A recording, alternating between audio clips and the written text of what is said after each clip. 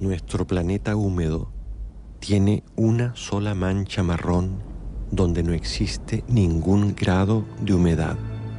Es el inmenso desierto de Atacama.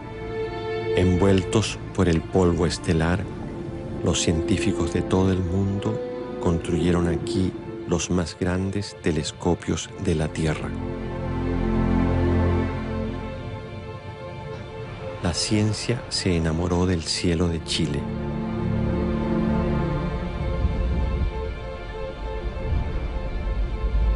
Al final eso es, digamos, encontrar el origen del ser humano, del planeta y del sistema solar.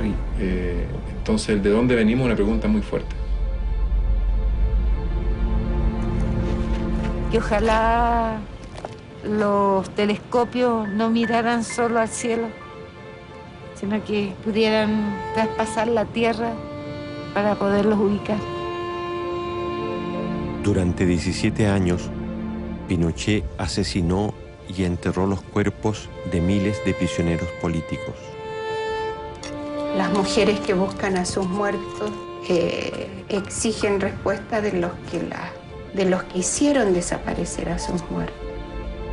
Los que tienen memoria son capaces de vivir en el frágil tiempo presente. Los que no la tienen no viven en ninguna parte.